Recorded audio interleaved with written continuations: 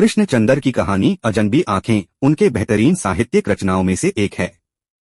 यह कहानी भावनाओं, मानव संवेदनाओं और परस्पर रिश्तों की गहराइयों को उजागर करती है। हालांकि मूल कहानी इतनी लंबी नहीं है, लेकिन इसे 5000 शब्दों में विस्तार से प्रस्तुत किया जा सकता है। मैं आपको इस कहानी का विस्तारित संस्करण तैयार कर देता हूँ।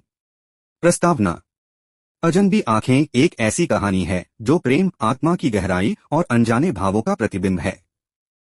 इस कहानी में लेखक ने इंसानी जीवन में आने वाली अपरिचित परिस्थितियों और उनसे जुड़ी भावनाओं का सजीव चित्रण किया है। कहानी उन अजनबी आंखों के इर्द गिर्द घूमती है जो नायक के जीवन में एक अनोखा असर डालती हैं।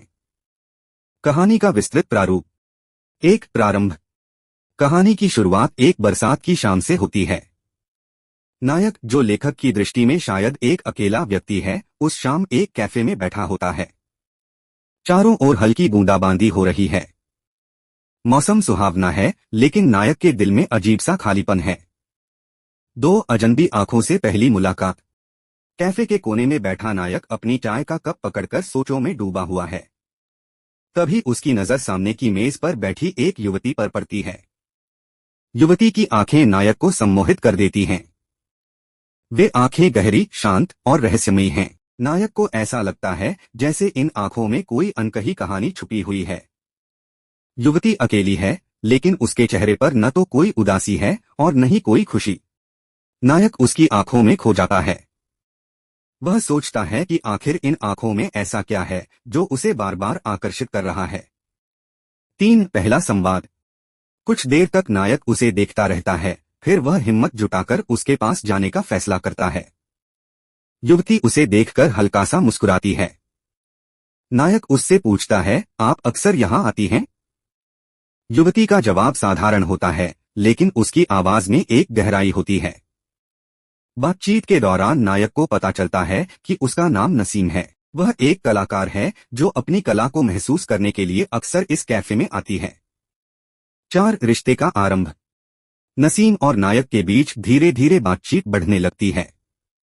दोनों में कई समानताएं होती हैं। नसीम का व्यक्तित्व जितना आकर्षक है, उतना ही गूढ़ भी। नायक उसके बारे में अधिक जानना चाहता है, लेकिन नसीम हर बार कुछ न कुछ अधूरा छोड़ देती है। नायक को महसूस होता है कि नसीम उसकी जिंदगी में कुछ अलग लेकर आई है। उसकी आंखों में एक अनकहा दर्द और अजीब सा आकर्षण है। 5 अतीत की परछाइयां। नसीम अपने अतीत के बारे में बताती है कि कैसे उसने अपने जीवन में कई कठिनाइयों का सामना किया है। उसके परिवार के लोग उसे समझ नहीं पाए और वह अपनी कला के सहारे अपनी पहचान बनाने की कोशिश कर रही है। नायक को उसकी कहानी सुनकर एक गहरा लगाव महसूस होता है। उसे लगता है कि नसीम की आंखों में उसका पूरा जीवन झलकता है।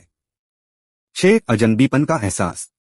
हालांकि नसीम और नायक के बीच नजदीकियां बढ़ रही होती हैं, लेकिन नसीम की आंखें अब भी अजनबी बनी रहती हैं।